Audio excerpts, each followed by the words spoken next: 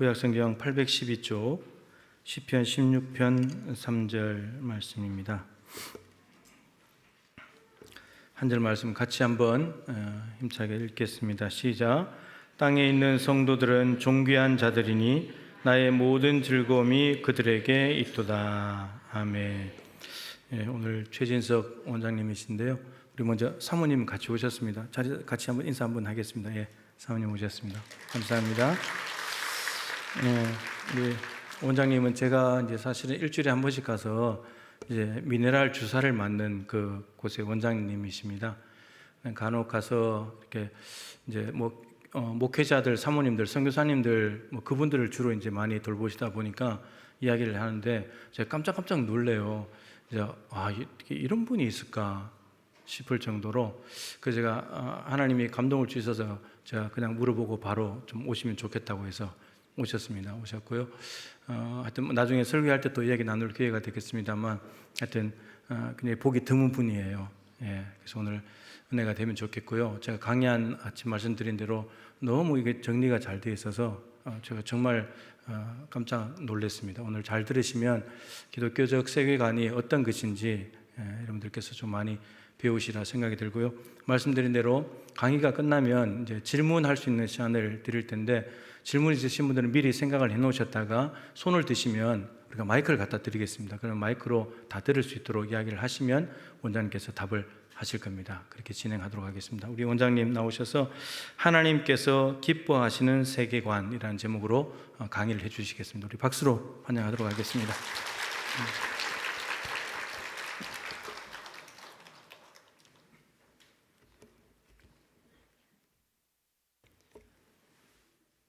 귀한 자리에 불러주셔서 감사합니다. 사실 여러 곳에서 강의를 요청받기도 하고요. 강의를 하기도 하는데 의사들 대상으로 강의할 때는 전혀 부담이 없습니다. 그냥 대충 철저히 준비해 가고 하는데 이번 강의는 사실 제가 아내가 표현하기에 왜 이렇게 열심히 긴장하면서 준비해?라고 이렇게 물어보더라고요. 이전에 전주대학교에서 같은 주제로 강의를 한번 했습니다. 제가 가지고 있는 강의안이 있었는데 그 강의안을 한 10번 바꿨을 거예요. 다 갈아엎고 새로 추가하고, 물론 강의할 때마다 새로운 영역으로 강의하는 모습도 있었지만 대학에서 강의할 때는 교수나 박사나 젊은 학생들이 대상이기 때문에 좀 어려운 용어가 들어가도 되는데 목사님께서 말씀하시기를 60대 이상이 한 60% 이상 될 거다라고 말씀해 주셔서, 그러면 제가 속한 교회처럼 고령자분이 많으시기 때문에 좀 쉬운 용어로 어떻게든지 바꿔보려고 노력하는 과정에서 강의안을 거의 다 바꿨습니다. 이전 강의안은 잘 찾아보기가 어려울 정도가 됐습니다. 이렇게 열심히 준비한 이유가 두 가지가 있는데요. 하나는 제가 속한 교회가 진상에 있는 동부교회입니다. 이름이 같아요. 다 동부교회라고 부르죠. 두 번째는 예수님이 고향이 갈릴리였던 것처럼 순천이 저의 갈릴리와 같은 곳입니다. 와서 보니까 제가 순천에 있을 때, 순천에 거주하고 순천에서 진료하고 했을 때 저게 진료 받았던 분도 계시기 때문에 저는 순천이 저의 갈릴리와 같은 곳이고 이름도 같은 동부교회여서 더 집중해서 준비한 걸로 생각한 것 같습니다. 화면이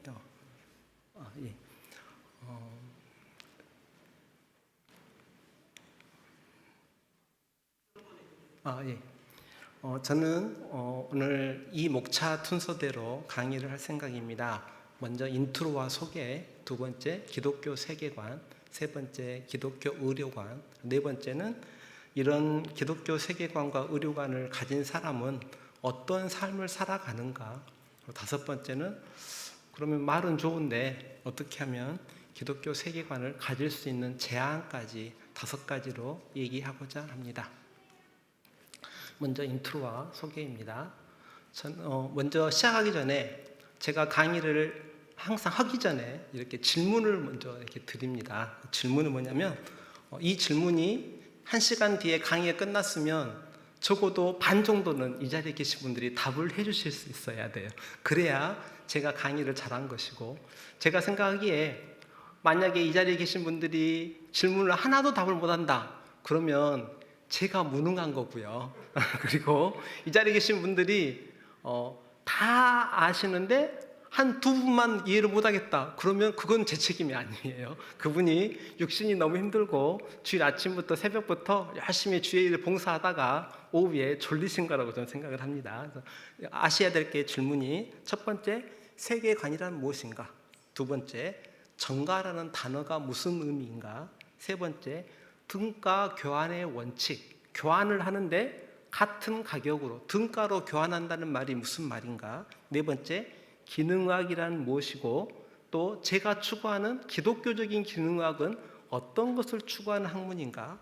다섯 번째, 관영하다는 성경의 표현이 있는데 관영이란 말은 도대체 무슨 말인가? 여섯 번째는, 바른 기독교 세계관이 없으면 결국엔 하나님을 이것하는 인생이 되어버립니다. 그래서 광야에서 죽게 되기 때문에, 도대체 기독교 세계관이 없으면, 오늘 이 시간 이 강의를 잘 듣고 이해하지 못하신다면, 잘못하면 이 인생이 될 수 있다. 이것을 답을 찾으셔야 되고요. 일곱 번째는, 청년, 중장년, 노년에게 권하는 바른 세계관을 가질 수 있는 제안을 제가 할 건데 이해하시면 좋겠습니다. 저는 광양에 있는 진상면이라고 광양시가 있고요. 거기에 동부교회라는 작은 교회가 있는데 거기에 장로입니다. 광양이 아주 작은 도시, 중소도시죠. 순천에 비하면 훨씬 작은 곳일 건데요. 거기서도 진상면이라는 곳이 있습니다. 진상면이니까 요즘 젊은 친구들이 말하는 진상들이 모여 사는 곳은 아니고요. 여기서 진은 나루터라는 뜻이고요. 상은 위쪽이라니까 위에 있는 나루터라는 뜻이 됩니다. 그래서 광양제철이 들어오기 전에 마을 입구까지 배가 들어올 수 있는 곳이어서 진상면이라는 이름이 있는데, 교회는 면 소재지도 아니고 면에서부터 한참 동쪽에 떨어져 있는 아주 한적한 마을에 주 연령대가 70대 후반 정도 되시는 할아버지 할머님들이 많이 계시는 그런 교회에 저는 속해 있습니다. 그리고 병원은 하동에서 참사랑 연합의원이라는 의원을 하고 있는데요. 19살 때 의과대학에 들어가서 크리스찬들이 한 10명가량 됐어요. 의대생들이 수십 명 되는데 그중에 교회 다니고 예배드리고, 그러니까 주일이면 예배드리고 도서관에 오는 친구들이 한 5명 정도 됐는데, 그래서 평생에 같은 동역자들을 만났습니다. 오늘 그 자리에서 2명의 얘기를 할 건데, 한 명은 지금 저와 같이 근무하고 있는 내과 전문의이고요. 유튜버로서는 내과 의사 사이먼이라는 유튜브를 하고 있는 내과 전문의라고, 저는 같이 연합해서 병원을 하고 있습니다. 그리고 저는 또 책을 2권을 냈습니다. 기능의학이라는 책을 2권을 냈는데요. 기능의학 건강관리라는 책 1권하고 두 번째 기능의학 건강관리 책 2권을 냈습니다. 제가 오늘 책을 한 10권 정도 가져왔어요. 중간에 질문을 드리거나 마지막에 질문을 드려서 답을 맞히시는 분들에게는 책을 선물로 드리려고 도장을 찍어가지고 가져왔습니다. 그리고 저는 또 이제 유튜브를 하고 있는데요. 닥터 까막눈이라는 이름으로 유튜브를 하고 있습니다. 왜 아이디가 까막눈이냐면, 제가 생각하는 문맹은 뭐냐면 예수님께서 너희들이 본다고 하니까 더 죄가 많다고 하신 것처럼 어떤 지식을 달달달 외워가지고 반복해가지고 환자분한테 계속 설명하는 시기가 있었어요. 제게도 그런 시기가 있었기 때문에 저는 그 시기가 제가 맹이었다라고 생각을 해요. 그래서 다시는 까막눈 되기 싫어서 아이디를 닥터 까막눈으로 지어가지고 유튜브 활동을 하고 있습니다. 그런데 1, 2, 3, 4 죄를 표현하는 이 말들이 사실은 이 자리에 계신 분들이 다 아실 필요도 없고 알아서도 상관없고 아실 필요도 없습니다. 단 이 구절들을 정리한 제 자신을 표현한 어떤 표현법이 하나 있는데요. 제 명함 뒤에다가 딱 이렇게 인쇄해가지고 집어넣습니다. 방금 읽었던 성경 구절인데요. 땅에 있는 성도들은 모두 존귀한 자들이니 나의 모든 즐거움이 그들에게 있도다라고 말씀하시는데, 지금 이 말씀 누가 하시는 걸까요? 예, 하나님이 땅에 있는 성도들을 존귀한 자다라고 얘기하고 계시고, 나의 모든 즐거움이 그들에게 있다라고 얘기하시는 거예요. 그럼 땅에 있는 성도면 그 중에는 이 여기에 모여 있는 동부교회에서 교우분들도 다 포함되죠. 그러면 이 자리에 모여 있는 사람들을 보시고 하나님이 존귀한 자다라고 얘기하시면서 당신의 모든 즐거움이 그 안에 있다라고 이렇게 고백하시는 거예요. 여가 순천 시니까 시장이나 국회의원이나 혹은 대통령이나 혹은 아주 멋있는 연예인, 정우성 씨나 이런 멋있는 분이 어떤 여성에게 이런 사랑의 고백을 한다 그러면 얼마나 감격스럽겠어요. 그런데 지금 전능하신 하나님께서 이런 고백을 해주고 계시는 거예요. 그래서 이 구절을 딱 보고 나서 너무 저는 감격스러웠어요. 세계관도 공부하고 의료관도 공부하고 하다가 이 구절을 딱 접하고 나서 이 한 구절이 나의 모든 관을 정립해 주는구나 라고 깨닫게 됐어요. 그래서 저의 세계관도 이 구절로 정리가 되고요, 저의 의료관도 이 구절도 정리가 돼요. 근데 지금 이렇게 말씀드리니까 좀 어렵긴 하죠. 이것을 이제 쉽게 설명해 나가 볼게요. 자, 기독교 세계관 시작하겠습니다. 세계관이란 세상을 바라보는 안경이면서 일종의 창입니다. 쉽게 말하면 노란 안경 쓰면 다 노랗게 보이고요, 빨간 안경 쓰면 다 붉게 보입니다. 어느 날 뱀이 여자에게 이렇게 어떤 안경을 딱 씌워준 거예요. 여자가 안경을 딱 쓰고 나니까 갑자기 어제까지 봤던, 좀 전까지 봤던 과일이 아닌 거예요. 갑자기 먹음직스럽고 보암직스럽고 지혜스럽게 됐어요. 어제는 선악과가 나쁜 과일이 아니고 열매가 아니고 어제나 오늘이나 똑같은 열매예요. 그런데 말씀의 창이라는 시선으로, 하나님이 주신 말씀으로 이 과일을 봤을 때하고 뱀이 씌워준 세계관으로 선악과를 봤을 때하고는 전혀 다르게 보이는 거예요. 그래서 제가 무슨 말씀 드리고 싶냐면, 이 자리에 있는 분들이 오늘 전까지 세계관이라는 용어를 안 들으시고 모르셨더라도, 하지만 여러분 나름대로 각자는 어떤 창과 시선으로, 안경으로 세상을 바라보고 살아가요. 알게 모르게 살아가고 있었던 거예요. 그것을 제가 바른 세계관이 무엇인지 오늘 얘기하고 싶은 거예요. 심리학 실험을 하나 했어요. 마음 편하게 들으세요. 목사님 말씀은 막 긴장해서 들으셔도 되지만 제 말은 그냥 저렇게 생각하는 장로가 있나 보다 생각하셔도 됩니다. 심리학 실험을 했어요. 10명의 자원자를 모아서 이분들을 화장을 했죠. 형제는 멋있게, 자매는 아름답고 품위롭게 화장을 한 다음에 길에 서 있게 했어요. 그래서 지나가는 사람들이 어떻게 보는지 그 소감, 느낌을 얘기해 달라고 했죠. 그랬더니 이분들이 돌아와서 뭐라고 했냐면, 다른 사람들이 나를 멋있게 보는 거예요. 미소 짓고 지나갔어요. 나를 한번 더 쳐다보고 갔어요. 어떤 분은 내 아름답다고 전화번호 물어보고 갔어요. 이렇게 답을 했어요. 그래서 그 다음 이분들에게 두 번째 실험을 그대로 했죠. 이번에는 초악한 흉터 분장을 했어요. 거울 앞에서 분장을 하고 다 거울 분장 마칠 때까지 거울도 보고 흉터도 보게 한 다음에 마지막 리터치를 하고 그 다음에 밖에 나가서 사람들이 당신을 어떻게 봤습니까? 라고 물었어요. 어떻게 봤다고 답을 했을까요? 당연히 많은 사람들이 무례하게 자기를 봤어요. 어떤 사람은 얼굴을 시선을 피했어요. 어떤 사람은 두려워했어요. 어떤 사람은 입술을 실룩거리고 눈을 찡그렸어요. 라고 답을 한 거예요. 당연히 그럴 수 있다고 생각을 해요. 그런데 여기에는 숨어있는 반전이 있어요. 나가기 전에 거울을 회수하고 길거리에 나가기 전에 마지막 리터치를 했는데 그 리터치는 흉터를 지워버린 거예요. 처음에 나갔을 때 외모랑 두 번째 나갔을 때 외모는 같아요. 나는 안 변했다고. 내 얼굴은, 내 외모는 그대로였는데 다른 사람들이 나를 바라보는 시선이 지금 바뀌었다고 보고하는 거잖아요. 이 말은 무슨 말이냐면 내 자신을 느끼는 내 자아관이 바뀌어버린 거예요. 나를 내가 어떻게 생각하느냐, 내가 나 자신을 어떻게 생각하느냐에 따라서 자아관이 바뀌고 나면 다른 사람이 나를 이렇게 볼 거야 라고 생각을 해요. 다른 사람의 시선도 바뀌게 느껴요. 그분이 시선이 안 바뀌었더라도 바뀌게 느끼는 거예요. 그럼 뭐가 또 바뀌냐? 타인을 바라보는 시선도 바뀌죠. 그래서 세계관 중에 중요한 중에 하나가 자아관을 바로 가지는 거예요.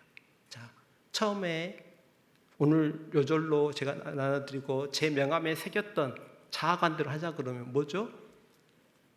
이 땅에 있는 성도들을 하나님께서 존귀하게 보신다는 자아관. 이게 성도들이 받을 바로 바른 자아관이에요. 그래서 어떤 세계관 하나가 바뀌면 자아관도 바뀌고요.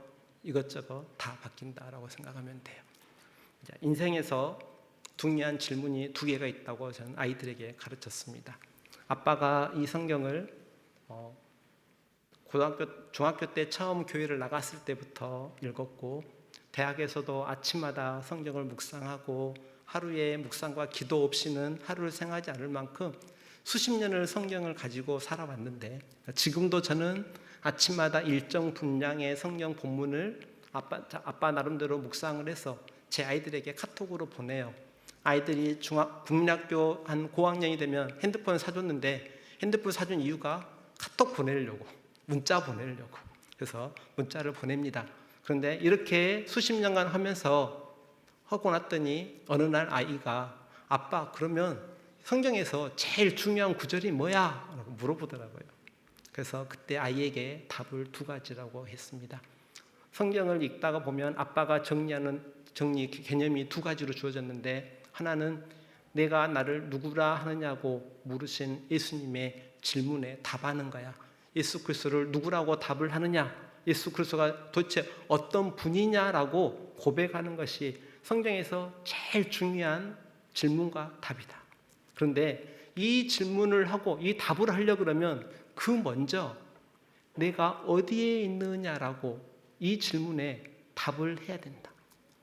내가 죄가 없고 의인인데 예수님이 십자가에서 나의 죄를 위해서 죽으셨다 그러면 상관없죠. 나 이미 의인이었는데 갑자기 무슨 말 이렇게 되기 때문에 나의 실존이 어디가 있느냐를 아는 것이 가장 기본이 됐을 때 내가 나를 누구나 하느냐라는 답에 주어질 수 있다. 그러면 아담에게 하나님이 물어보시죠. 네가 지금 어디에 있느냐라고 물어보시는데 하나님께서 숨어버린 아담을 못 찾아가지고 아담아 어디에 있느냐 내가 너 못 찾겠다 꾀꼬리 어디에 숨었냐 이게 아니에요. 나무 아래에 숨은 저주 아래에 숨은 아담에게 하나님이 나타나셔가지고 내가 지금 어디에 있느냐라고 물어보세요. 이 말은 무슨 말이에요? 네가 지금 어떤 상태에 있느냐 너의 실존이 뭐냐고 물어보는 거예요. 답을 하든지 안 하든지 아담의 실존은 뭐예요? 선악과 따먹고 범죄해서 말씀을 버려서 하나님의 말씀을 버리고 배격해서 이미 저주 아래 놓여버렸어요. 그래서 이 두 가지 질문과 답, 이 답을 한 친구가 제 19살 때부터 만났던 친구 중에 한 명이 어느 날 시골에서 섬에서 무슨 일을 하고 있는가 봤더니 책을 한 권 보내왔어요. 인간 본성의 사중 상태라는 책인데 책의 9페이지에 친구 내용이 나와 있더라고요. 물어봤죠. 너 왜 이거 했냐라고 물었더니 책을 원문으로 읽었더니 너무너무 은혜스러웠고 자기 일생을 바칠 만한 책이었다. 그래서 이 책을 잘 번역해 줄 번역자를 찾고 번역된 것을 잘 출판해 줄 출판사를 찾아서 번역비도 지원을 하고 출판비도 지원을 하고 해가지고 이 책을 친구가 낸 거예요. 그래서 친구가 보내준 책이니까 두껍죠. 이 이후에 나온 책들은 더 두꺼워요. 그래도 이 두꺼운 책을 이 자리에 계신 분들한테 읽어보시라 그러면 제가 이거 읽어보는데 한 2주 걸렸거든요. 그러면 이제 이 자리에 계신 분들도 이거 한번 읽어도 이해도 잘 안 돼요. 그 표현이 너무 어려워서. 영어도 영어를 번역한 것이긴 한데 고어를 번역한 거예요. 그러니까 한 200~300년 전에 영어를 번역한 거에서 영어가 번역이 매끄럽지 못해요. 그래서 제가 친절하게 제일 중요한 키포인트를 정리해가지고 갖고 왔어요. 그래서 안 읽어보셔도 되니까 부담 안 가셔도 돼요. 이런 책이 있다. 그런데 책의 제목이 인간 본성은 4가지 상태로 있다. 이 4가지 상태를 보는 거예요. 자, 땅에 있는 성도들이라는 표현을 이 인간은 본성의 4중 상태를 잘 이해하면 땅에 있는 성도란 말은 몇 번째 상태를 말하는 것인가가 아실 수 있을 거예요. 자, 여기서 나온 책의 내용들 하자 그러면 인간은 4 본성 상태가 있습니다. 첫 번째는 죄가 없는 상태. 두 번째는 반대로 죄가 가득한 상태. 세 번째는 은혜의 상태. 네 번째는 죄를 지을 수가 없는 상태를 말합니다. 그러면 이제 질문을 드릴게요. 1번, 죄가 없는 상태는 어디일까요? 예. 동부교회 수준 너무 높으십니다. 제가 저희 교회 어르신 할머니들한테 몇 분 물었더니 한 반 정도는 대답을 못했어요. 그런데 동부교회 너무 감사합니다. 네, 죄가 없는 상태는 에덴에서의 상태입니다. 그러면 두 번째 상태는 선악과 따먹고 추방당한 상태이죠. 세 번째는 지금 이 자리에 계신 분들처럼 예수 그리스도의 보혈의 은혜로 은혜 가운데 있는 상태. 우리의 죄는 예수 그리스도께서 가져가시고 당신이 가지고 있던 은은 십자가에서 우리에게 전달해 주신 상태, 전가해 주신 상태가 세 번째 상태이고요. 네 번째는 아직 여기는 도달 못했어요. 예수님께서 재림하시면 그때 일어날 상태이죠. 이것을 어르신들이 글로 좀 어려울까 봐서 그림으로 표현했습니다.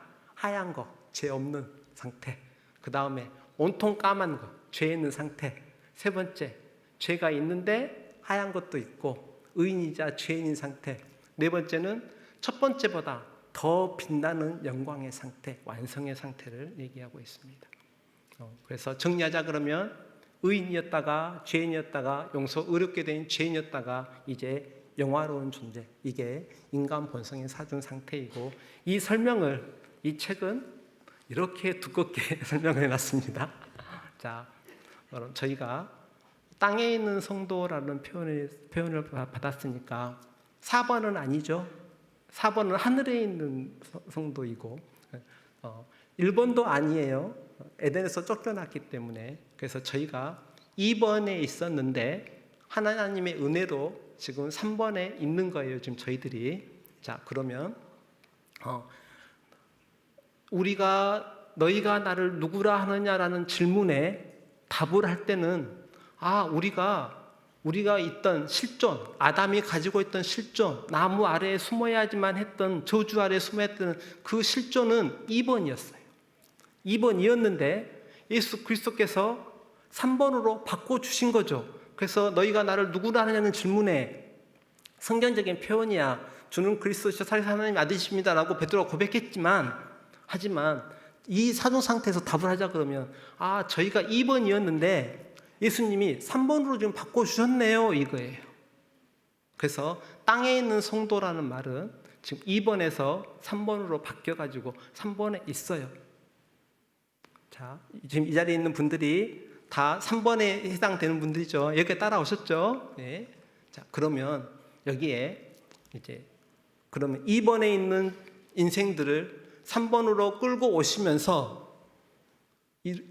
하신 일이 있는데 이 일을 이해하려고 그러면 등가 교환의 원칙이라는 원칙 방법을 알아야 돼요. 말이 어려운데 아주 쉽게 말씀드릴게요. 자, 사과를 3만 원에 샀어요. 바나나도 3만 원에 샀어요. 그러면 사과의 가치하고 바나나의 가치가 같다. 이게 등가 교환의 원리예요. 말은 어려운데 너무나 쉬운 거예요. 제가 이 성경책을 5만 원에 사고 인간 본성의 사주 상태를 5만 원에 샀으면 두 개의 가치가 똑같다는 이게 등가 교환의 원칙이에요. 근데 왜 갑자기 이것을 얘기하냐? 자, 예수 그리스도께서 십자가에 죽으시면서 당신의 백성들, 교우들을 교회를 사셨어요. 2번에 있는 인생들을 3번으로 옮기시면서 당신의 교회를 얻으신 거예요. 근데 지불을 했죠, 뭔가를. 뭘 지불했어요? 당신의 생명값. 어디에서? 골고다 십자가에서 당신의 생명값을 지불하시고 교회를 사신 거예요. 그래서 교회의 가치는 그리스도의 가치와 같아요.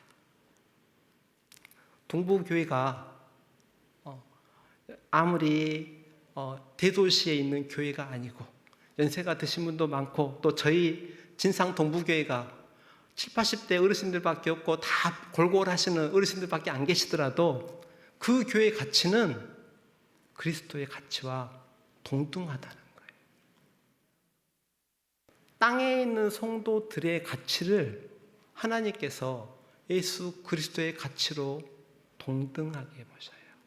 이게 등가 교환의 원칙이에요.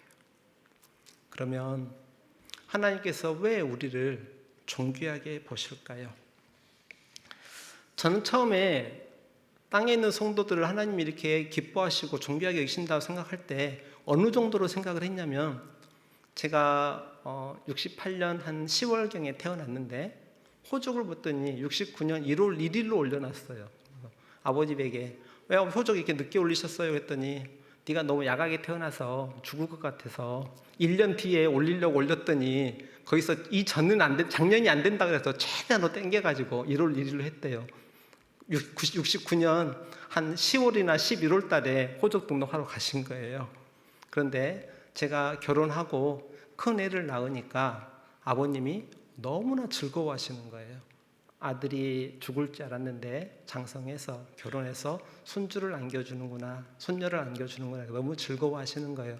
저는 그 정도일 거라고 생각했어요. 할아버지가 제 아이를, 아버님이 제 아이를 보고 즐거워하시는 것처럼 이 정도로 즐거워하실 거라고 생각했는데 스바냐 말씀을 딱 봤더니 아니네, 차원이 다르네요. 하나님께서 너로 인하여 기쁨을 이기지 못하게 하시며 잠잠히 사랑하시며 너로 인하여 즐거이 부르며 기뻐하시리라 라고 하셨어요. 이건 즐거워서 어찌 아빠를 모르겠다는 표현이잖아요. 그냥 하나님이 나를 사랑해 라는 고백 정도로 했는데, 나는 너를, 이게 아니라 나는 너를 사랑하는데 그 사랑 때문에 내가 어쩔 줄을 모르겠어, 이런 사랑 고백을 하고 계시는 거예요. 아내에게 미안한데 저 아내에게 사랑한다고 같이 하자고 프로포즈 했는데요, 그때 제가 이 정도 표현법 알았으면 그렇게 프로포즈 할걸 그렇게 생각하고 있어요. 그런데 한 가지 의문점이 들지 않나요? 하나님은 왜 우리를 이렇게 존귀하게 보시죠? 땅에 있는 성도이기 때문에 하늘에 있는 성도가 아니에요. 4번이 아니라 3번이죠. 그래서 솔직하게 말씀드리면 아침에 일어나면 하나님 오늘 하루의 생명을 허락하여 주셔서 감사합니다. 오늘 그리스도인답게 성도답게 살아보고 싶습니다 라고 기도해요. 하루 이틀 하는 게 아니라 수십 년 하는 거예요. 그런데 자기 전에 기도할 때 어떻게 기도하죠? 오늘도 여전히 1계명부터 10계명까지 어기지 않은 계명이 하나도 없네, 죄송합니다 라고 해야 돼요. 여전히 땅에 있어서 범죄하고 실족하고 실패하고 있는 저희인데 하나님께서는 이런 저를 보고 기쁨을 이기지 못하신다고요. 이해가 잘 안 되잖아요. 그 힌트가, 그 답에 대한 힌트가 어디에 나와 있냐면, 예수님께서 세례 요한에게 세례받고 물에서 올라오실 때 하늘에서 소리가 들렸죠. 이는 내가 사랑하는 아들이라, 내가 너를 기뻐하노라 라고 하셨어요. 비싼 말씀을 변화산에서 한 번 더 해주셨죠. 내가 사랑하는 아들이니까 그의 말을 들으라고 얘기해 주셨는데, 하나님께서 이렇게 여전히 죄악 가운데 있고 실패 가운데 있고 흠 가운데 있는 저희를 존귀하게 보시는 것은 저희가 예수 그리스도 안에 있기 때문이에요. 십자가 보혈 안에 있기 때문이에요. 그래서 감히 제가 이런 표현을 쓰면 정말 신성 모독일지 모르겠지만 하나님께서 안경을 하나 쓰신 것 같아. 독특한 세계관의 안경. 그 안경이 뭐냐면 그리스도의 보혈로 된 안경이에요. 그 안경으로 저희를 보세요. 그러니 저희의 허물이 안 보이시는 거죠. 저희의 허물을 보시는 게 아니라 그리스도의 사랑하는 아들로 보시는 거예요. 그래서 하나님께서 우리를 존귀하게 보시는 것은 그런 생각이 들어요. 하나님께서도 그리스도라는 안경, 그리스도의 보혈이라는 창을 통해서 저희를 보고 계시기 때문에 이렇게 하시지 않으실까 생각이 들어요. 강의를 잠깐 제가 멈추고요. 이렇게 한번 생각해 보세요. 땅에 있는 성도 그 구절에 본인의 한번 이름을 넣어보시면 어떨까요? 저 가끔 제가 오늘도 범죄하고 실패하고 회개할 면목조차 없을 때 하나님, 땅에 있어서 여전히 실패하고 범죄하는 저를 그래도 사랑해 주시니 감사합니다. 하나님, 최진석으로 인해서 즐거이 부르며 기뻐하시니 감사합니다. 저는 이 단어에 여러분의 각자의 이름을 한번 넣어서 한번 좀 읽어보셨으면 좋겠어요. 암송해 보셔도 좋겠어요. 땅에 있는 누구누구는 존귀한 자니 하나님의 모든 즐거움이 그에게 있다. 처음에는 이렇게 받아들이고 이렇게 하나님께서 저에게 도저히 감당할 수 없는 이런 큰 은혜를 주셨으니 그럼 이제 어떻게 살아내야 되잖아요. 그런데 어느 날 갑자기 이 이름의 가운데 다른 이름을 넣어봤어요. 다른 이름을 넣으라고 하시더라고요. 아내 이름도 넣어보고 당연히 맞아요. 저도 그렇게 사랑해요. 하나님도 사랑하시니 알아요. 아이 이름도 넣어보고 연합하고 있는 친구 이름도 넣어보고 인간 본성의 사준 상태를 쓴 그 친구의 이름도 넣어보고 하다가 교우분들의 이름, 같은 교인들 이름 한 분씩 넣다가 드디어 부딪힌 이 떠오른 이름, 열심히 저랑 싸우고 왼수처럼 된 분의 이름이 딱 떠오르는 거예요. 이분도 넣어야 되나? 하나님, 저 이분 정말 껄끄러운데요. 이름을 놓고 기도를 했어요. 혹시 그럴 분이 없겠지만 교회 안에서 정말 저 집사 정말 보기 싫어, 저 권사 정말 보기 싫어 그런다 그러면 한 번쯤 그분 이름 놓고 나도 이렇게 사랑받는 사람이고 그분도 그렇게 사랑받는 사람이겠구나라고 생각하시면 좋을 것 같아요. 작은 시골 교회인데 제가 장로 임직하고 한 날 다음 날 바로 한 3년간 교회 안 나오는 집사님 찾아갔어요. 왜 안 나오세요? 알아요, 이유는. 그래도 물어보는 거죠. 답이 누구누구 권사 꼴보기 싫어서예요. 그래서 이름 넣어가지고 오히려 기도하세요. 그 기도가 그에게 합당하지 않으면 다 집사님에게 돌아올 거다라고 생각한다, 이렇게 말씀을 드렸어요. 제가 만나는 교우분들, 많은 분들이 자신의 자존감이 없고요, 자아관이 왜곡됐어요. 하나님에 대한 시선도 많이 왜곡됐어요. 어떻게 생각하냐면 막 얘기를 하면 들어보면 정리가 이렇게 돼요. 하나님이 채찍질하는 모습의 하나님이에요. 야, 좀 더 잘해봐. 너 장로라면서 그거밖에 못하냐? 좀 더 기도해봐. 너 권사하면서 새벽기도 그거밖에 못하냐? 전도해봐. 너 1년 다 들어 한두 명밖에 전도 못하냐? 이런 식으로 채찍질하는 하나님으로 인식하고 계세요. 제가 이렇게 말씀드릴 수 있는 것은 이 자리에 있는 계신 분이 아무도 아니실지라도 적어도 저는 그런 하나님으로 생각하면서 수십 년을 제가 살았어요. 그러다 보니까 제 나오는 반응이 어떤 반응이냐면 아주 율법적이에요. 겉으로는 어기는 거 하나도 없어요. 주일 성수도 잘하고요, 뭐 예배는 빠진 것도 없고요, 하라는 건 다 하죠. 교회 사는 일 다 해요. 하지만 내면은 아니라는 거예요. 그래서 오늘 세계관 자리에 오신 분들에게는 권유하는 것은 시편 16편 말씀이 한 장로, 시골에 있는 한 장로의 어떤 평생의 구절이 아니라 오늘 이 시간에 참여한 모든 분들의 구절이 되었으면 좋겠다, 이 생각을 해봅니다. 너무 하나님의 요구를 너무 높게 보지 마시고 자신에 대한 평가를 너무 낮춰가지고 하지 마세요.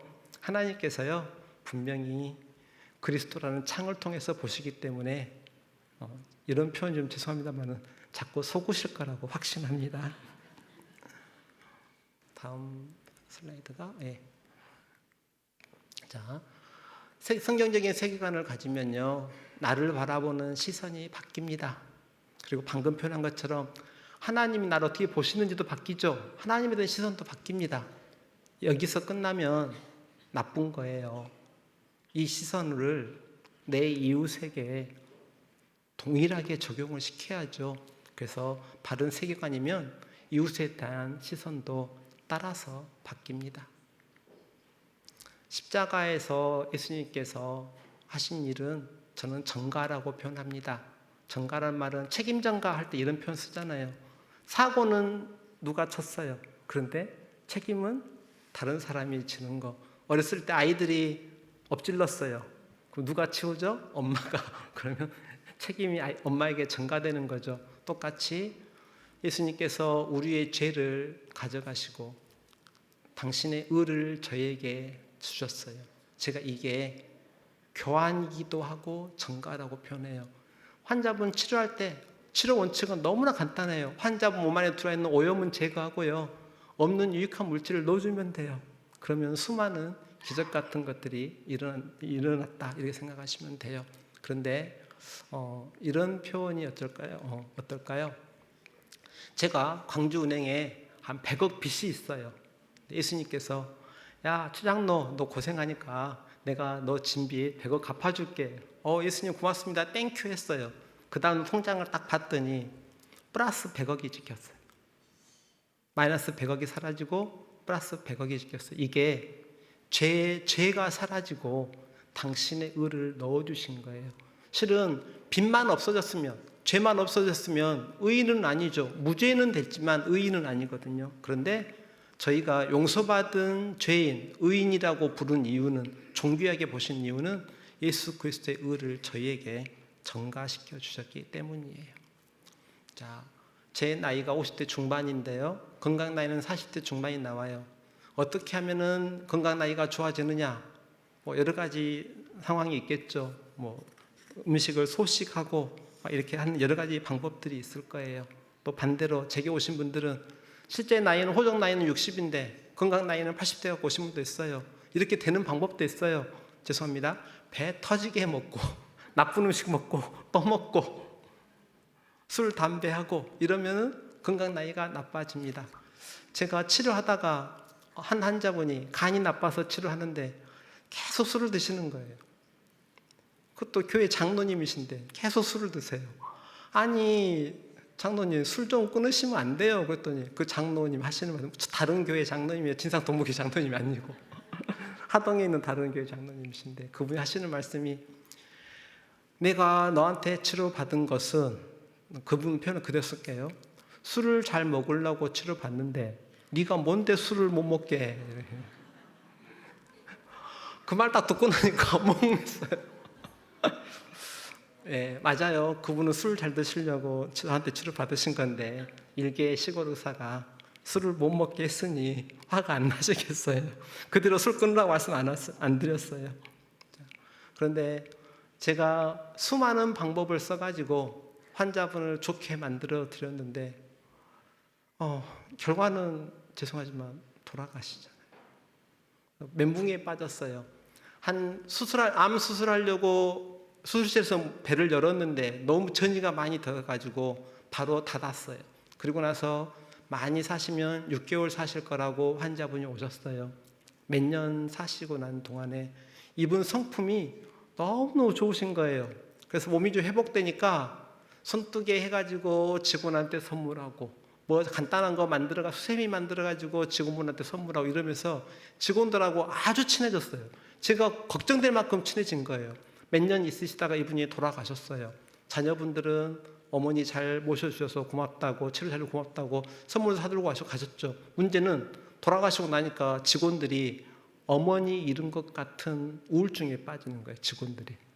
그러니까 그분 입장에서야 나 6개월밖에 못 살 건데 몇 년 사시니까 너무 즐거우셨겠죠. 그래서 계속 계속 이제 고맙다는 표현을 하신 건데, 그래서 결국은 의학을 하고 있는, 진료를 하고 있는 제 현장에서는 아무리 치료해도 마지막은 죽음이거든요. 이게 너무 허망하다, 이런 생각이 많이 들었고요. 그래서 건강에 살던, 병약하게 살던, 중병에서 투병 중에 살던, 죽음을 생각하고 무한을 생각하고 영원을 생각했더니 전도서 말씀이 너무나 다가오는 거예요. 아, 헛되네. 결국 그 인생이 헛됨이고 없음이네 라고 고민하다가 다른 성경책을 열심히 읽다가 고린도전서에서 답을 찾았어요. 어떤 변수 하나를, 헛된 인생에 변수 하나를 딱 넣었더니 있음으로 바뀌는 거죠. 고린도전서 14년 말씀 다 아실 거라고 생각해서 제가 올리진 않았어요. 지식이 있든지 믿음이 있어서 산을 옮길 만한 것이 있더라도 변수, 사랑이 없으면 그러면 헛됨으로 가고요. 이게 부족하더라도 사랑이라는 변수가 추가가 되면 헛되지 않은 있음, 오히려 복됨으로 간다고요. 그런데 그러면 사랑이 뭐죠? 이렇게 너무 이제 그 추상적인 개념으로 가서 제가 생각하는 것은, 아까 좀 전에 이렇게 말씀드렸어요. 세계관이 생겼어요. 창이 생겼어요. 아, 하나님 나를 이렇게 보시는구나. 나를 이렇게 존귀하게 보시고 나로 인해서 기쁨을 이기지 못하시는구나 라고 이게 인식이 됐으면, 나랑 아무리 싸웠던 왼수라도 그도 하나님이 그렇게 보신다라고 생각하는 것, 그게 제가 생각하는 사랑이에요. 헛된 인생을 복된 인생으로, 없음을 있음으로 바꿀 수 있는 유일한 방법이 바른 세계관으로 사랑이라고 생각을 해요. 제 교회가 시골 교회에서 농사 짓는 분들이 많아요. 이렇게 예를 들었어요. 여름에 물싸움을 해요. 물싸움이 도시에 계신 분들은 모를 수 있는데, 논에 물 대는 것을 물싸움이라고 하거든요. 논에 물 못 대면 어떻게 되죠? 1년 농사 망치는 거예요. 물싸움 할 때는 정말로 무서워요. 살인이라도 날 것 같아요. 그런데 그렇게 싸웠어요. 왼수예요. 그런데 겨울에 교회에서 사경회 해요. 부흥이 집회해요. 그러면 그 왼수라도, 여름에는 싸웠는데 교회 사경회 하니까 같이 가서 하나님 말씀 듣자고 그 왼수에게 복음을 전하는 것, 같이 가자고 권유하는 것이, 저는 그게 사랑이고 그게 바른 세계관을 가진 사람의 모습이다라고 생각하고 있습니다. 기독교 의료관 얘기하겠습니다. 의료관은 방금 인간 본의 사정 상태를 의료의 개념으로 약간 바꾸면 됩니다. 죄가 없는 상태를 의료관 입장에서 보면 오염이 없는 상태, 따라서 노화도 없고 질병도 없고 죽음도 없죠. 첫 번째 상태. 근데 우리는 1번 상태에 있지 못하죠. 아담 할아버지께서 선악과를 다 드셨기 때문에. 그래서 우리가 있는 상태는 죄가 관영한 것처럼 오염이 관영한 상태, 결국 질병과 죽음이 필연적으로 올 수밖에 없는 상태, 아무리 의사가 치료를 열심히 해도 그의 마지막이 죽음인 상태, 심지어는 예수님께서 나사로를 살려주셨어도 나사로도 죽었죠. 달리다고 말씀하셔가지고 야이로의 땅을, 회당장의 땅을 살려주셨어도 아마도 그녀도 수십 년이 지나면 죽었을 거예요. 그래서 오염이 관영한 상태. 그러면 치료는 어떻게 할 거냐? 이 오염, 유해한 성분을 어떻게 찾아가지고 어떻게 제거할 것인가? 어떻게 하면 유익한 성분들을 몸에 넣어볼 것인가? 그래서 3번의 상태를 1번의 상태로 환자분이 오시거든요. 그러면 3번의 상태를 사용해서 어디로 보내려고 하냐? 1번으로 보내려고 하는 거예요. 4번은 죽음이니까 4번으로 보낼 수는 없고, 2번의 환자분들이 오시면 3번으로 끌어들여서 1번으로 보내려고 노력하는 것이 제가 가진 의료관이에요. 너무나 간단하고 쉽죠. 물론 이 개념을 정립하기까지는 저는 수십 년이 걸렸어요. 하지만 정리하고 나니까 너무나 간단하고 좋아요. 의료관이라고 한다 그러면 이제 좀 유식한 표현을 좀 하려고 막 어려운 어떤 표현을 쓰기도 했는데 저는 특별하게 의료관에 대해서는 이렇게 말하고 싶어요.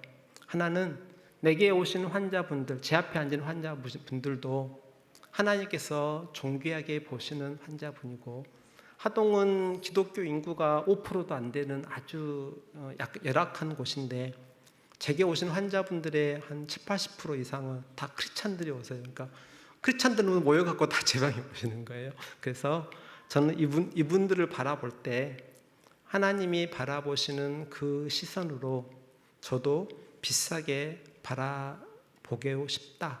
이게 제가 환자분을 바라보는 시선이고요. 이렇게 시선을 가지려고 그러는데 안 되죠. 화도 나고 어쩔 땐 너무 무리한 환자를 접하면은 문 닫고도 싶고 이렇게 되니까, 그래서 아침마다 진료 시간 한 20-30분에 출근해서 말씀 보고 기도하고 오늘 하루라도 이 마음 흔들리지 않고 진료하게 해주세요라고 했는데 앞에 1시간, 2시간 정도는 그렇게 질사는 같아요. 근데 오후가 되면은 또 실패하죠. 그래서 저녁에는 또 회개하는 기도가 되기도 합니다.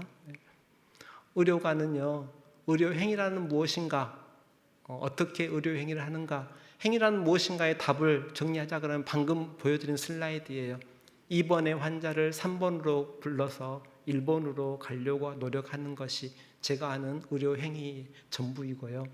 어떤 방식으로 하느냐, 하나님께서 그를 존귀하게 여기시니 저도 존귀하게 여기려고 노력하는 거라고 생각하시면 됩니다.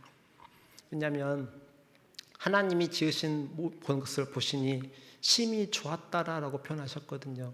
그러면 이것을 요약하면 완전했다는 뜻이잖아요. 그래서 환자분의 몸 상태를 최대한 하나님이 창조하신 때와 비슷하게 하는 것, 이게 제가 가진 의료관의 개념이고 기본 목표라고 생각하시면 됩니다. 땅에 있는 성도들을 이렇게 보시니 나도 다른 환자, 다른 사람 존귀하게 여기는 것이 마땅한 바가 아닐까 생각합니다. 오염은 관영합니다. 관영하다는 표현은 저는 아이한테 이렇게 표현했어요. 아이가 아빠 관영 뭔 말인지 모르겠어요. 너무 어려워요. 아이가 그때 한참 풍선 불고 있었거든요. 풍선을 크게 불었어요. 그런데 바늘로 톡 건드리면 빵 터지죠. 이렇게 빵빵이 차가지고 곧 터지기 전이 관영이라고 좀 표현을 해요. 그래서 오염이 관영하다는 말은 노아의 홍수의 전에 관영하다는 단어가 나옵니다. 죄가 이 땅에 관영했다. 하나님이 심판하셨죠. 저는 제가 보기에는 지금 전 지구적으로 오염이 너무 관영했어요. 시작하기 전에 기도하시는 기도 내용 중에서도 그나마 좀 바다라도 좀 안전했으면 했는데 오염이 많으면 저희가 질병이 들 수밖에 없는 이유 중에 하나가 뭐냐면 하나님이 저희를 만드실 때 흙으로 만드셨어요. 흙이라고 표현이 됐는데 과학자 시선에서 그럼 도대체 이 흙이 뭐야? 그러면 5개로 나누어져요. 물, 공기, 탄수화물, 지방, 단백질. 몇 가지 추가한다 그러면 섬유질이라든가 추가할 수 있겠죠. 비타민과 미네랄 추가할 수 있을 건데, 그런데 물은 오염됐어요.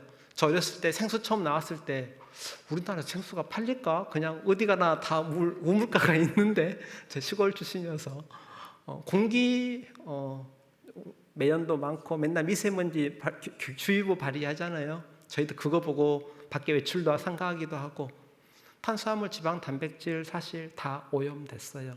그래서 환자분들에게 권할 수 있는 먹거리가 정말 극히 드물어요. 그러면 오염된 물질들이 들어와서 그 흙으로 저희 몸이 만들어지는데, 오염된 물질이 들어왔는데 오염 안 된 결과물이 나올 수 있을까요? 저는 창조는 하나님의 고유의 영역이라고 생각하고요. 저 역시 피조물이기 때문에 저희 몸은 기본 들어온 재료를 가지고 약간 가공은 하지만 창조를 못해요. 가공해서 우리 몸을 만들어야 돼요. 그런데 기본 재료가 다 오염됐으니 질병이 안 생기면 오히려 이상하지 않을까 생각을 합니다. 좋은 미네랄과 비타민은 한 4, 50년 전하고 비교하면 너무 많이 부족해서 시금치 같은 경우는 한 몇십 년 전에 50년 전에 어머니들이 젊었을 때는 한 단 먹으면 될 비타민과 미네랄이 지금 20단 먹어야지 들어옵니다. 근데 이것도 몇십 년 전에 연구한 거여서 지금은 한 40단 먹어야 돼요. 배 터지게 드셔야 될지도 몰라요. 사과는 25개 정도 먹어야 돼요. 그러니 미네랄 유익한 것은 부족하고 공해 물질은 가득하게 됐어요. 병이 안 생기면 오히려 이상하죠. 그래서 저는 이런 표현을 씁니다. 폐차장에 갔어요. 고장난 부품들이 다 널려 있는데 그것들을 띄어요. 타이어 띄고 바퀴도 빼고 엔진도 빼고 기어도 빼고 의자도 빼고 해가지고 조립을 해가지고 배터리도 갖다 놓고 해가지고 아침 시동을 딱 켰는데 이 차가 고장 없이 잘 굴러가요. 이건 그럼 기적이죠. 제가 폐차장에서 어떤 부품을 갖다가 조립해가지고 차를 만들었는데 이 차가 잘 굴러가겠어요? 불가능해요. 그런데 잘 굴러간다 그러면 조건이 하나 있어야 돼요. 솜씨 좋은 자동차 정비의 장인이 밤새도록 수리했으면 가능하겠죠. 저는 자고 있었어도 어떤 장인이 밤새도록 수리를 해줬으면 그러면 저희 몸은 건강할 수 있어요. 오염된 물질이 들어와서 저희 몸을 구성하는데 저희가 아침에 일어났는데 심장도 제대로 뛰고 폐도 제대로 움직이고 장도 움직이고 방광도 제대로 움직이고 전립선도 제대로 움직였다고 한다 그러면 밤에 무언가 일어난 거예요. 전 이것을 뭐라고 생각하냐면 하나님께서 각 개인에게 은혜로 생명력을 주셨기 때문이라고 해석을 해요. 세상 사람들은 뭔 소리 하냐? 안 믿어도 생명력 주시는데 하나님은 완전하신 분이기 때문에 믿는 자든 안 믿는 자든 선인이든 악인이든 비를 주시고 해를 주셔요. 생명력을 다 주시기 때문이에요. 그런데 하나님이 그 생명력을 주시니까 세상 사람들은 어떻게 반응하냐면 원래 있는가 보다라고 생각해요. 저는 원래는 없을 거라고 생각해요. 그래서 제 아침에 일어났는데 몸이 건강하다. 밤새도록 하나님께서 생명력을 주셔서 오늘 하루에 24시간을 또 허락하셨나 보다라고 생각을 해요. 이 사실을 인지 못하면 어떻게 되냐? 어리석은 부자가 돼요. 이 사람은 사업을 했는데 어마어마하게 큰 성취를 얻었죠. 그래서 농사를 했는데 쌀을 재워놓을 창고가 부족해요. 그래서 새로 짓고 새로 만들어야 되는데 문제는 독백이에요. 독백. 다른 사람이 없어. 혼자 살았어. 대화할 사람도 없고 양식을 나누어질 사람도 없고 이웃도 없고 자기 혼자예요. 그러면서 나 이대로 떵떵거리면서 오랫동안 장수하면서 배부르며 살겠다라고 마음을 먹었어요. 그런데 하나님께서 그날 생명력을 허락하지 않으셔요. 끝인 거죠. 우리에게 특별한 생명력을 주지 않으시면 저희는 단 하루, 단 1초도 살지 못해요. 바른 세계관이 없고 하나님이 어떤 분이신지 이해를 못하고 있으면 그의 마지막이 어리석은 부자처럼 될 거다라고 생각을 했어요. 그런데 실은 더 심각한 이야기가 다음 나오는데요. 자, 여러분도 잘 알다시피 하나님께 약속하신 땅에 12명의 정탐꾼이 갔다 왔어요. 10명은 동쪽으로 가고 2명은 서쪽으로 가서 정탐한 게 아니에요. 같이 한 곳을 갔어요. 그 지역이 그렇게 넓지도 않는 지역인데 40일이나 다 뒤졌어요. 그러니까 대충 쑥 보고 자가용 몰고 말 타고 싹 지나가면서 보고 온 게 아니라 40일 동안 철저하게 정탐한 거예요. 그리고 누구는 여름에 가고 누구는 겨울에 간 것도 아니고 누구는 아침에 가고 누구는 저녁에 간 것도 아니고 12명이 같이 동시에 정탐하고 왔어요. 같은 사건, 같은 상황을 보고 왔다는 거예요. 그런데 2명과 10명이 극명하게 갈라졌죠. 10명은 뭐라고 했냐? 아이, 너무 성벽도 높고 거인도 많고 거기 싸움도 잘할 것 같아. 우리가 거기에 메뚜기처럼 될 것 같아. 이거였고요. 2명은 하나님이 약속하셨으니 그들이 우리의 밥이다라고 얘기한 거예요. 같은 사건을 봤어요.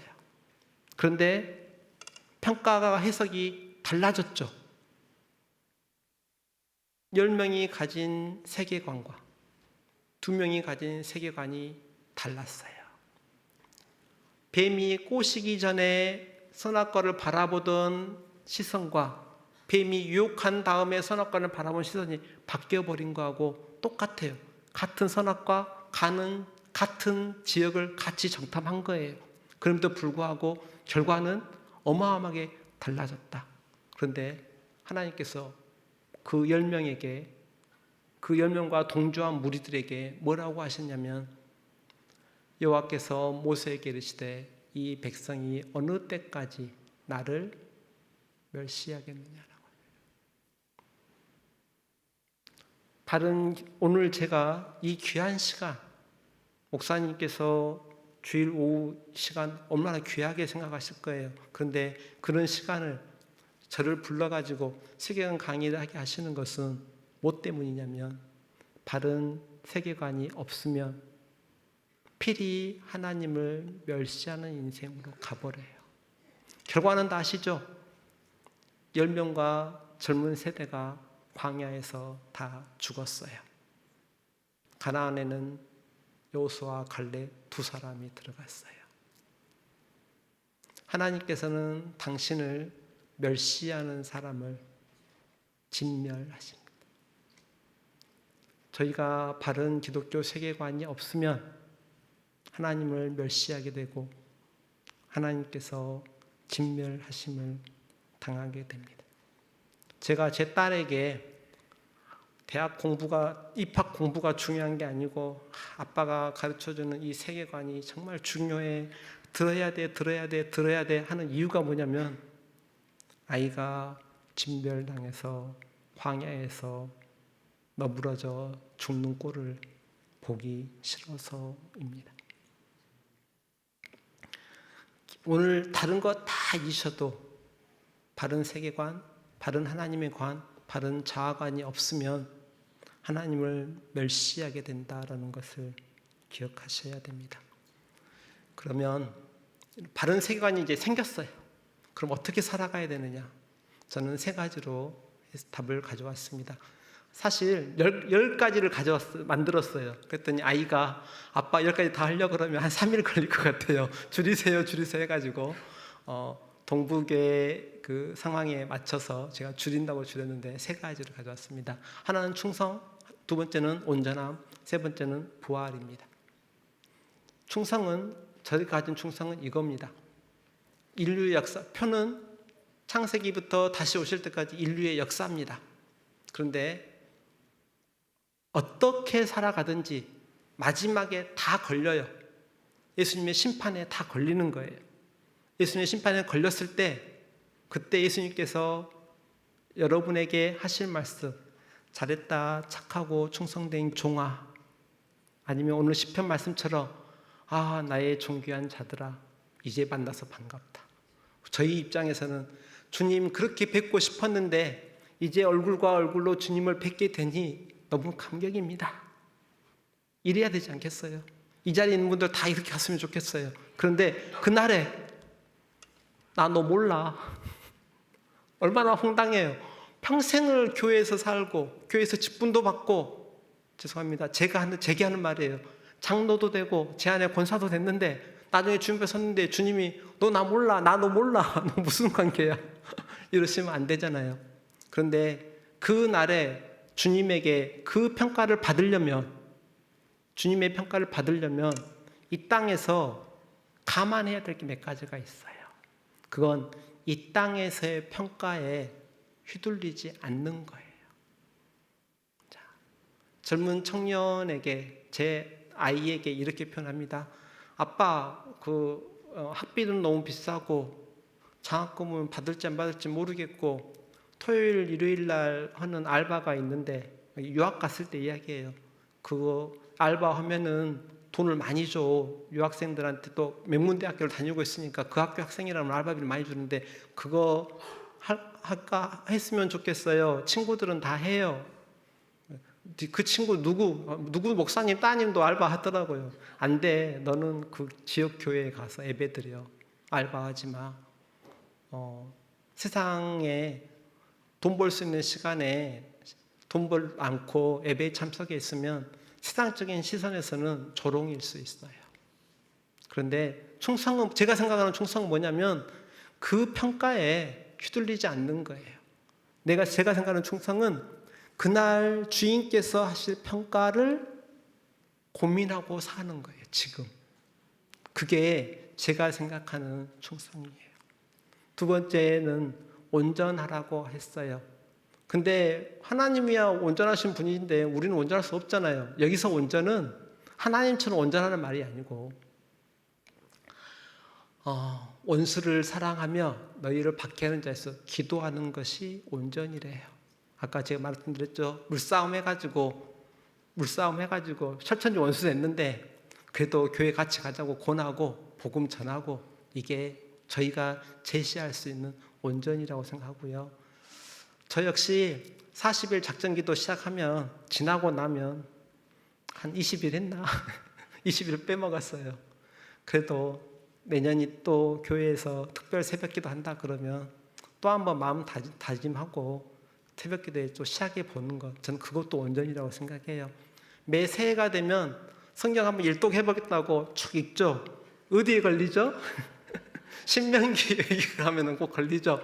한 해는 제가 편법을 썼어요. 나 그러면 이번에는 신약부터 읽을래. 신약부터 읽어도 거기에 걸려요. 또 신약 읽고 앞에 모세오경 빼고 뒤에부터 읽을래. 거기 결국 못 읽어요. 그래도 새해가 되면 성경 한번 일독해보겠다고 창세기부터 시작해보는 것, 그게 불완전하지만 저희가 하나님 앞에 보여드릴 온전이 아닌가 그 생각을 해요. 세 번째는 부활을 바라보고 사는 거예요. 작은 겨자씨가 이렇게 크고요. 어린 왕자에 나온 작은 씨앗이 이렇게 커요. 이쪽에 보이실지 모르겠지만 키 큰 나무 밑에 작은 차가 하나 보여요. 자가용이, 흰색 자가용이 보이는데 너무 작아서 안 보이죠. 나무는 크고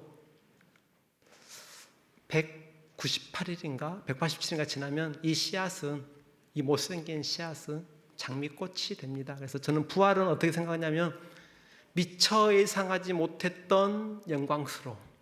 아무리 인간의 언어로 막 설명을 해도 결국은 설명이 안 되는 그런 아름다움, 그런 복된 그런 영광이 있을 거라고 저는 생각하고 있습니다. 그래서 그렇게 부활을 바라보시며 온전하시며 충성하며 살아가는 동부교회가 됐으면 좋겠고요. 저도 그렇게 살아가고자 합니다.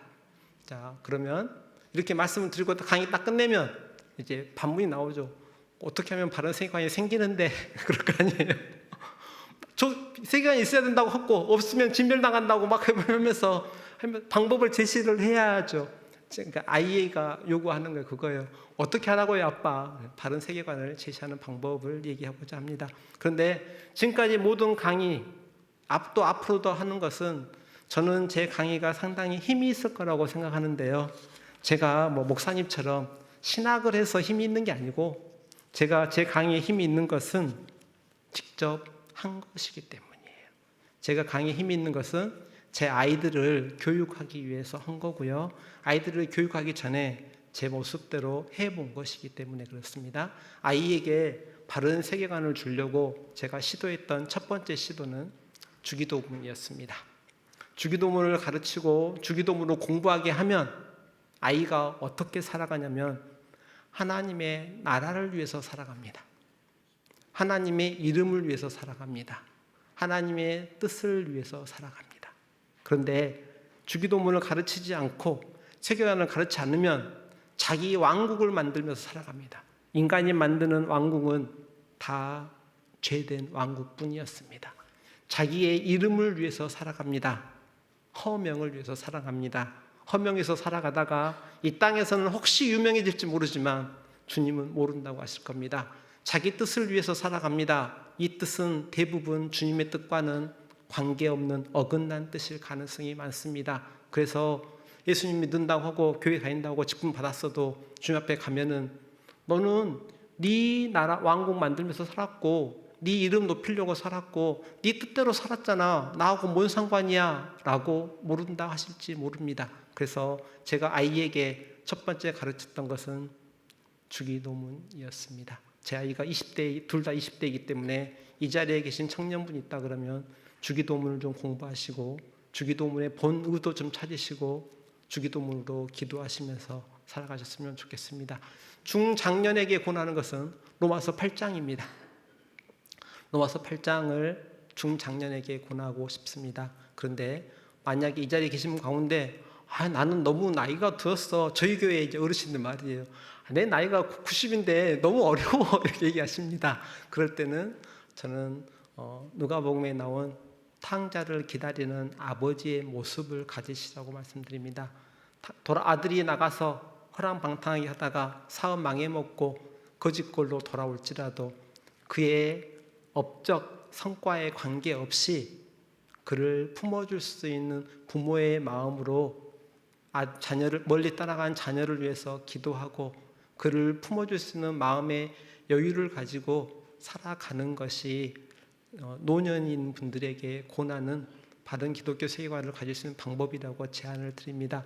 제 아이가 왔습니다. 아이가 유학 갔다가 몇 개월 만에 몇 년 만에 오죠. 1년 만에 오거나 이렇게 오면 제가 그럽니다. 살아 돌아오면 성공한 거야. 장학금 받았든지 못 받았든지 학점이 F가 나왔든지 안 나왔든지 물론 아이는 장학금도 받고 F도 받은 적 없습니다만은 저는 그렇게 얘기합니다. 탕자를 기다리는 아버지의 마음을 그 마음으로 있었으면 좋겠습니다. 시간이 되었는데요. 점검을 해야죠. 이제 제가 강의를 잘했는지. 자, 세계관이란 무엇입니까? 네, 세상을 바라보는 창의자 안경입니다. 전가란 무엇입니까? 저희의 죄를 십자가에서 가져가시고 당신의 의를 저에게 주신 것이 전가입니다. 등가 교환의 법칙은 무엇입니까? 교회를 얻으시려 저희를 얻으시려고 지불하신 가치가 성자 하나님 예수 그리스도의 목숨값이었습니다. 기능학, 제가 추구하는 기능학은 무엇입니까? 창세기에 만들어졌던 그 하나님의 보시기에 아름다웠던 온전함 쪽으로 어떻게든지 환자분의 몸 상태를 그리 끌어가고 싶은 것이 제가 추구하는 기능학입니다. 관영은 세상에 죄가 가득한 것처럼 저희 몸 안에 저희가 숨쉬고 마시고 먹는 먹거리 안에 오염물질이 가득한 것을 관영이라고 표현합니다. 바른 기독교 세계관이 없으면 반드시 하나님을 멸시하는 인생이 됩니다. 그리고 이 인생은 광야에서 엎드려져 죽게 됩니다. 하나님께서 진멸하십니다. 청년, 중년, 노년에게 권하는 바른 세계를 가지는 제안은 주기도문이고 로마서 8장이고 그리고 돌아온 탕자의 아버지의 모습으로 지내시는 거라고 생각합니다. 경청해 주셔서 감사합니다.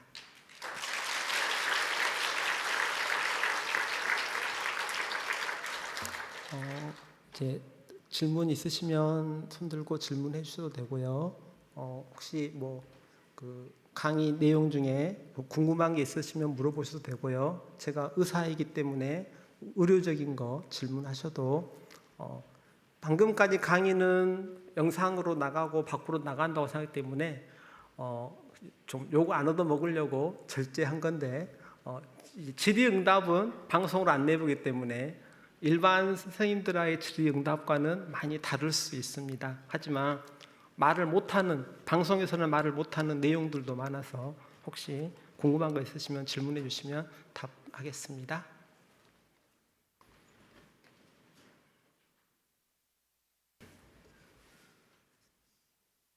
혹시 제가 이제 7가지 질문 드렸는데요. 그 질문에 다 답을 할 수 있었다. 한번 손 들어 주실 수 있을까요?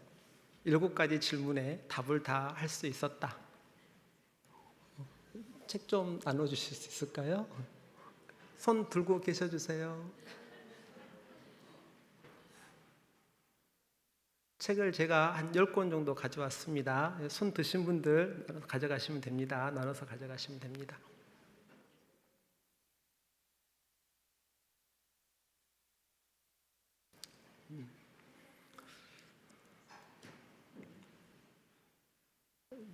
지금 제가 이제 질문을 뭐 이렇게 생각하고 계신다 그러면 이제 쓸데없는 이야기를 이렇게 할 수도 있습니다.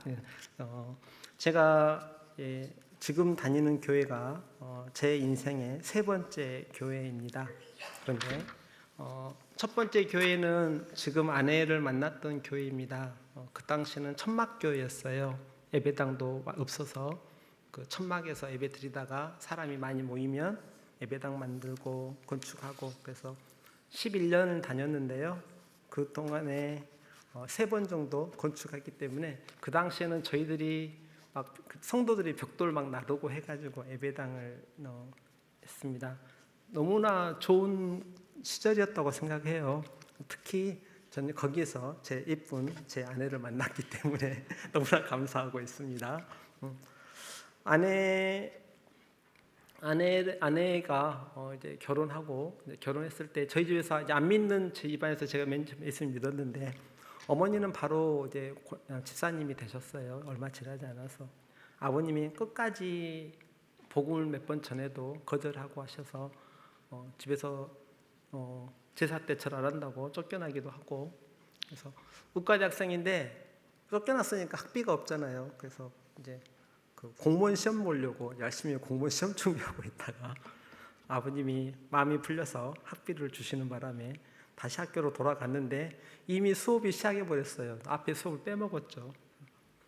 수업을 따라가기가 어렵더라고요. 그래서 힘들어가지고 계속 처지고 있는데 그때 제 친구들이 열심히 이제 도와줘가지고 유급 안 당하고 의사가 될 수 있었습니다. 제 아버님을 결국은 아내가 복음을 전했어요. 어느 날 아버님께서 제게 세례 받아야겠다 그러시더라고요. 예? 너 결혼식에 기도해주고 간 목사님이 계시는데 그분 모시고 와라. 그래서 이게 웬 떡이야? 그 목사님 모시고 와서 세례 문답하고 이제 세례를 받고 교회 다니시다가 돌아가셨는데요. 아버님에게 물었죠. 아버님 갑자기 교회를 다니시겠다고 마음 먹은 게 뭐였어요? 라고 물었더니 저는 제가 전한 복음 때문이라고 생각했거든요. 복음을 열심히 전했으니까. 저 학교 다닐 때 노방전도 많이 했어요. 그래서 하나님께 이런 기도 많이 했습니다. 아니 노방전도 하면 생판 모르는 사람도 있으면 받아들이는데 제 아버님에게 복음 전하기만 하면 쫓겨나게 되니 하나님 이거 너무 불공평하지 않습니까? 라고 이런 식으로 따지는 적도 없잖아 있었는데 그래서 아버님이 제가 전한 복음 때문에 예수님 믿는다라고 대답을 기대했는데 아버님의 말씀은 정반대였습니다. 내가 너 하는 걸 보니까 절대 교회 안 나가려고 했는데 그러시는 거예요. 아니 내가 뭘 어쨌다고 절 안 한다고 제사 때 깽판 부리고 막 했다는 게 과거력 있죠. 근데 막내 제 아내를 말하는 겁니다. 막내 하는 걸 보니까 내가 미안해서라도 교회를 나가야겠다. 아내가 무슨 일 했나? 아내가 날마다 집에 전화를 해요. 날마다 집에 전화해가지고 도대체 며느리가 시아버지한테 날마다 전화해가지고 도대체 무슨 말 하냐고 물었더니 오늘 날씨 어떤가 묻고 오늘 뭐 드셨는가 묻고 일상적인 거 물어본대요. 나중에 아버님이 아내가 전화하는 시간이 식사 시간이었거든요. 그랬더니 식사 시간을 바꿨어요. 날마다 전화하니까. 어느 날 병원 옆에 살고 있을 때 집에 왔는데 한 일주일 만인가 집에를 왔는데 아내가 없어요. 장모님 댁에나 갔나? 장모님께 전화했더니 장모님이 전화 딱 받고 아내 있으면 바꿔주세요 라고 했더니 자네 싸웠나 그러시더라고요. 집에도 안 갔네? 어떻게 된 거야? 냉장고 봤더니 집에 다녀온다고 써붙여놨어요. 시댁에 다녀온다고 적어놓은 거예요. 아버님 목소리가 전화 목소리가 아픈 것처럼 감기든 것처럼 보여서 시댁에 가서 아버님 몸 상태 확인드리고 고춧가루 넣은 콩나물국이라도 끓여 드렸겠죠. 그런 모습으로 아버님이 나중에 교회를 다니셨는데 근데 이제 아내가 있는데 흉보는 건 좀 죄송한데요. 그러면 아내가 제공한 먹거리가 좋았냐? 짜장면 만들어 드린다고 준비했는데 그 일부만 넣어야 될 거 아니에요. 다 넣은 거예요. 그래서 이만큼에서 시작했던 짜장면이 나중에 이만큼이 돼가지고 다 버렸어요. 한 번은 아내가 만두 좋아한다는 아버님에게 만두국 끓여준다고 하는데 잘못 밀었겠죠. 하나 딱 담았는데 한 그릇이 됐고요. 아내가 아버님에게 이것저것 해드린다고 밥 해드린다고 했는데 압력밥솥 그 코드를 세워가지고 밥을 해야 되는데 눕혀놓고 밥을 해가지고 밥은 안 되고 아래는 타고 위는 설리고 삼층밥 처음 봤대요. 어머니도 무슨 말씀 드리고 싶냐면 아내가 아내를 섬긴 아버님을 시아버지를 섬긴다고 섬김이 계속 실패했다는 거예요.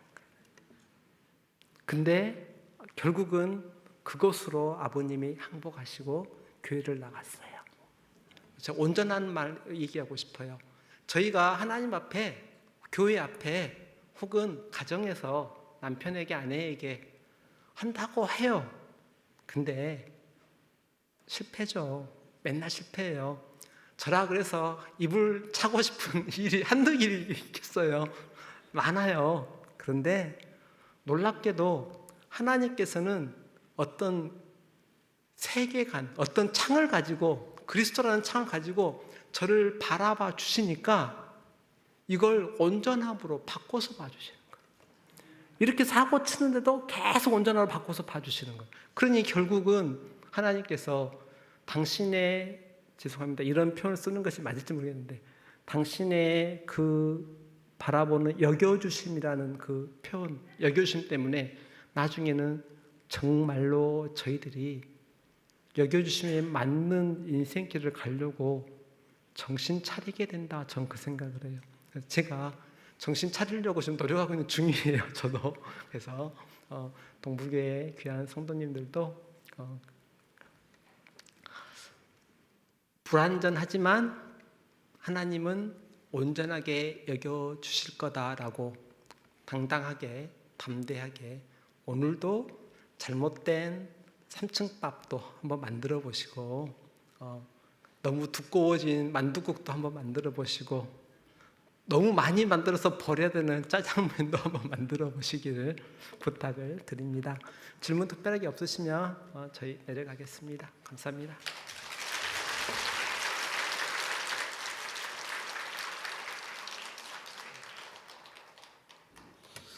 네, 다른 교회에서 질문 받으면 한 몇 시간씩, 뭐 서너 시간씩 질문하고 답을 하고 하셨다더라고요. 근데 여러분 궁금한 게 없습니까? 예. 안고 일어서면서 늘 아고야 아고야 그러시는데 질문 이렇게 있으시면 성실하게 아주 답을 해드릴 텐데 좀 아쉽긴 하네요. 예.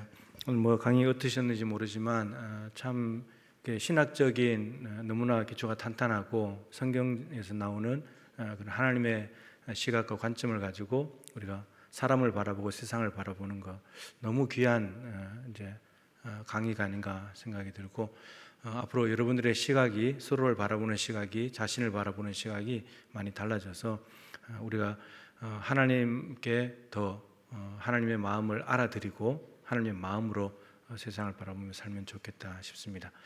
예. 우리 옆에 분들과 한번 인사하겠습니다. 당신은 하나님께서 보시기에 존귀한 자입니다. 인사 한번 하겠습니다. 예. 썩 내키진 않는 표정이네. 그래서 제가 기도하고 마치도록 하겠습니다. 하나님 아버지, 이 주일 오후 시간에 하나님이 주신 마음을 가지고 환자 한 분 한 분을 존귀한 자로 여기면서 어떻게 하면 타락 전에 오염되기 전으로 건강하게 해줄 수 있을까 고민하면서 병원에서 하나님이 주신 직장에서 하나님의 가치관을 퍼뜨리고 하나님 나라를 확장해가는 귀한 원장님, 우리 장로님을 통해서 정말 귀한 강의 듣게 해주셔서 진심으로 감사드립니다.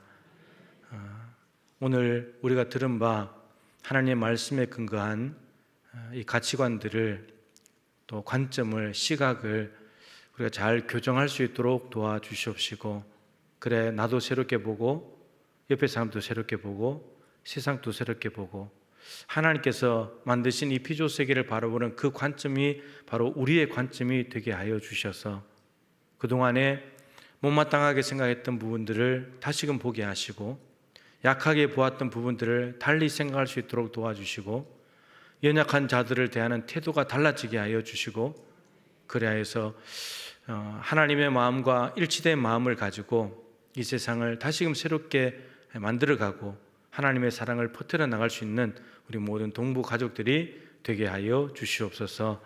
새로운 한 주간 하나님의 은혜를 구합니다. 하나님께서 성도들의 모든 하루하루 삶과 동행하여 주시옵시고 우리 성도들도 하나님 안에 거하는 아름다운 삶을 살아갈 수 있도록 도와주시고 특별히 청년부 수련회로 이제 여름 행사가 시작이 됩니다. 하나님 성도들의 간절한 기도 들어주시고 우리 청년부부터 시작해서 은혜가 넘치는 시간이 되므로 8월 중순까지 모든 순서가 마쳐질 때까지 하나님께서 늘 보호해 주시고 늘 성도들의 기도에 응답하여 주셔서 교회학교 자체만이 아니라 온 성도가 온 교회가 기뻐하는 귀한 여름 행사가 될 수 있도록 역사해 주시옵소서.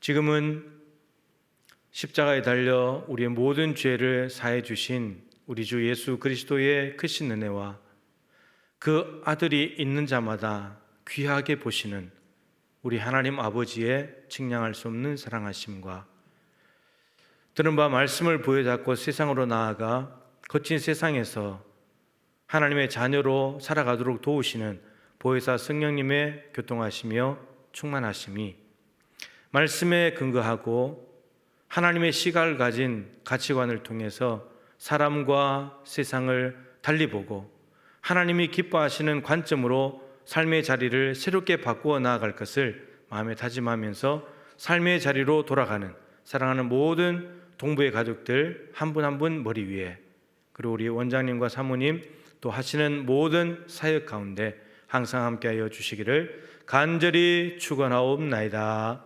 아멘.